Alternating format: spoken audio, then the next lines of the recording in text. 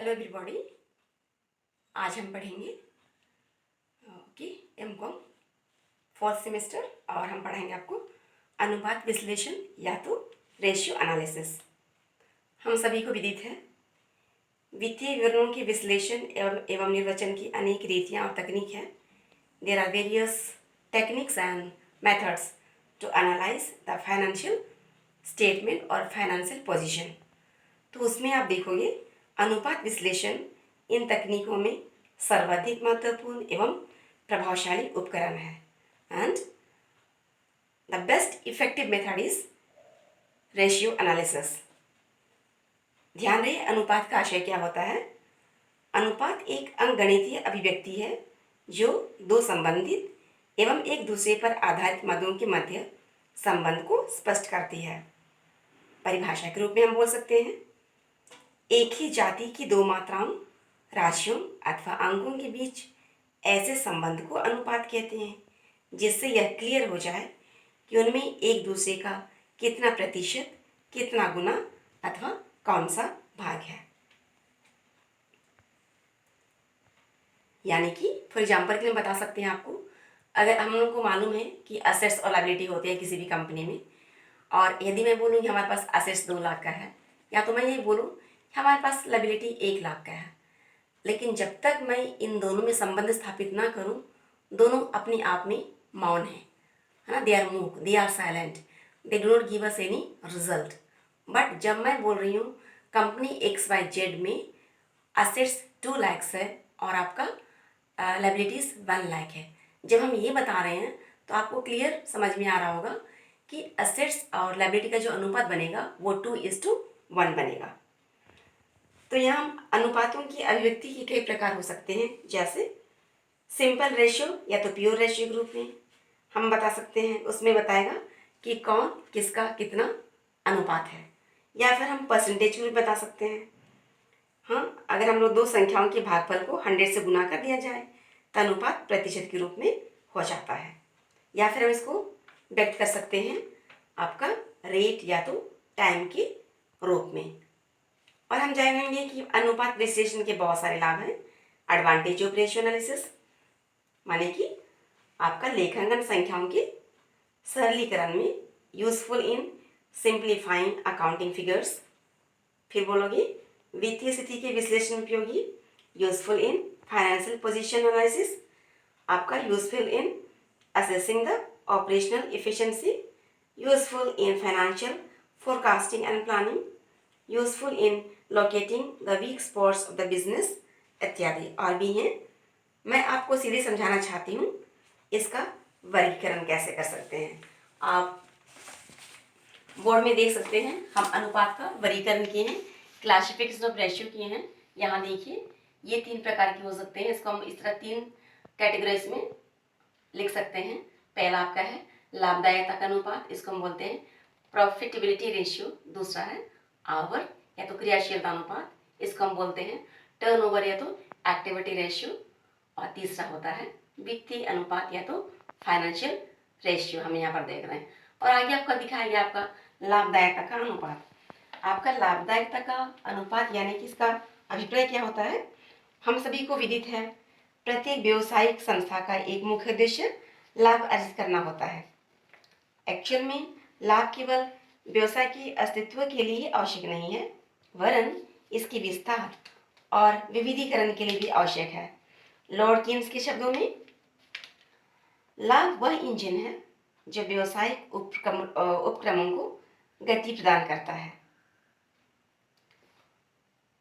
कुल मिलाकर किसी व्यवसायिक फर्म की लाभदायकता उसकी कार्यकुशलता का महत्वपूर्ण मापदंड है, जो व्यवसाय के स्वामियों के लिए उनकी विनियोग का मूल्य बताता है, लेनदारों को सुरक्षा का मार्जिन स्पष्ट करता है, कर्मचारियों के लिए उचित मजदूरी और सुविधाओं का आधार बनता है, और उपभोक्ताओं द्वारा अच्छी किस्म की मांग के लिए संकेत बनता है।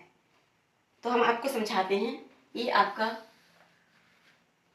लाभदायकता का प्रकार और क्या क्या हो सकता है।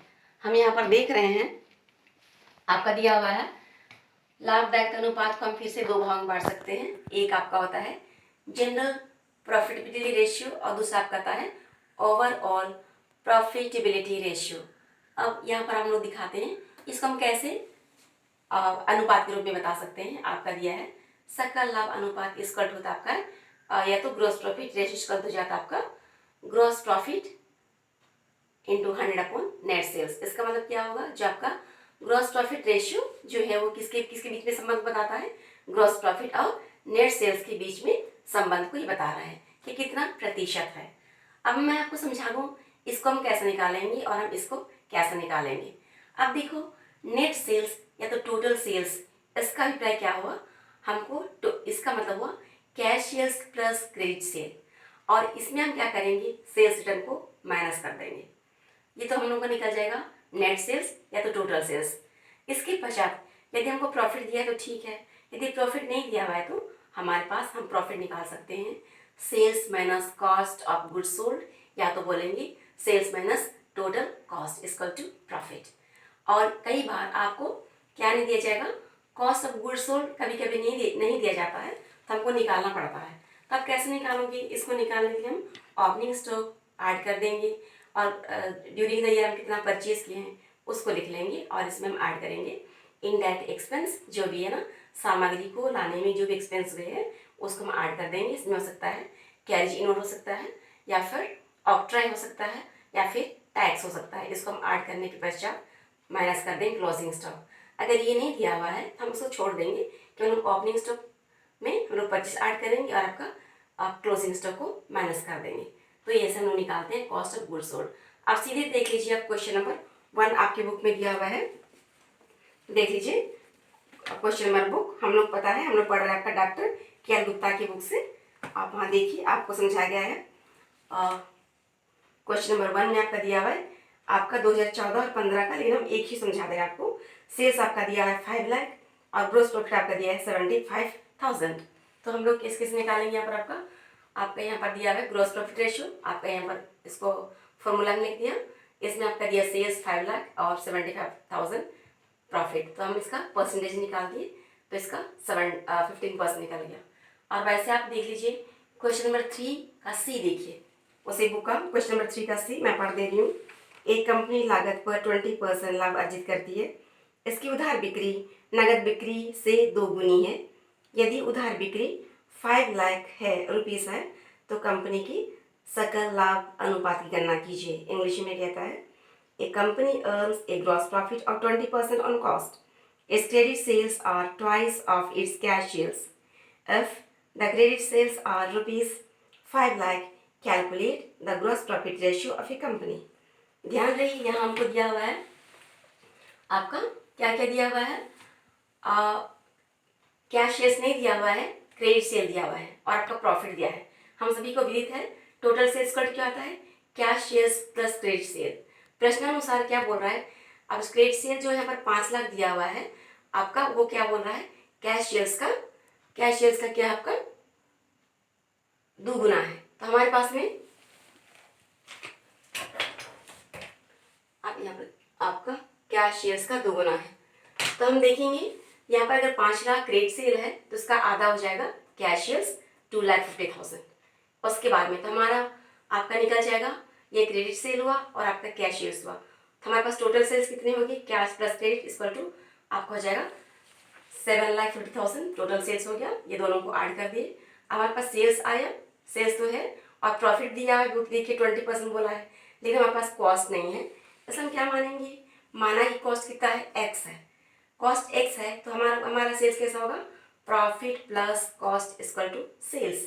तो हमारे पास प्रॉफिट दिया है, इसको हम लोग कॉस्ट को एक्स मानेंगे तो प्रॉफिट जो हो जाएगा हमारा 20x/100। तो आपका इसको आप इतना हल करोगे तो इतना हो जाएगा ऐसा। और उसके इसको आप जानते हो इसको हल कैसे करते हैं, इसको हल करेंगे तो आपका हो जाएगा आपका इस तरह से 120x/100x, और इसको हल करोगे तो इतना आ जाएगा 6,25,000 और x माने आपका आया 6,25,000। What is x, x is cost. तो हमारे पास कॉस्ट आ गया और हमारे पास सेल्स भी आ गया, तो हम आराम से प्रॉफिट निकाल सकते हैं। यहाँ देखिए इधर, यहाँ profit equal to sales minus cost. Sales हम निकाल चुके हैं 7,50,000, कॉस्ट आया 6,25,000, यानी कि प्रॉफिट इतना आ गया। आप निकालते, इतना निकालने के पश्चात आप निकालेगा gross profit ratio equal to gross profit upon sales into 100, तो प्रॉफिट इंटू 100 अपॉन सेल्स, इतना हो गया। ये हमारा ग्रॉस प्रॉफिट रेशियो हो गया। अब देखिए इसी में क्वेश्चन नंबर 3 का ए देखिए बहुत सिंपल है, उसको यह देख सकते हैं। मैं सवाल पढ़ दे रही हूँ। ए का टोटल सेल्स आपका है ₹47,99,228 एंड सेल्स रिटर्न आपका ₹99,228 and cost of net goods sold ₹34,64,000। अब यहाँ देखिए कैसे बनेगा। आपका दिया हुआ है क्वेश्चन नंबर 3, यहाँ हम लोगों के लिए टोटल सेल्स आपका दिया, आपका टोटल सेल्स निकालना पड़ेगा। यहाँ टोटल सेल्स आपका ये दिया हुआ है माइनस सेल्स रिटर्न, है ना। तो दोनों को सेल्स में सेल्स रिटर्न को माइनस कर दोगे तो निकल जाएगा नेट सेल्स या तो टोटल सेल्स, तो ये निकल गया। और हमको ग्रॉस प्रॉफिट कैसे निकालेंगे, total sales minus cost of good sold, ये भी आपका दिया हुआ है। तो हम क्या करेंगे, टोटल सेल्स में कॉस्ट ऑफ गुड्स को माइनस कर दिया तो निकल गया ग्रॉस प्रॉफिट।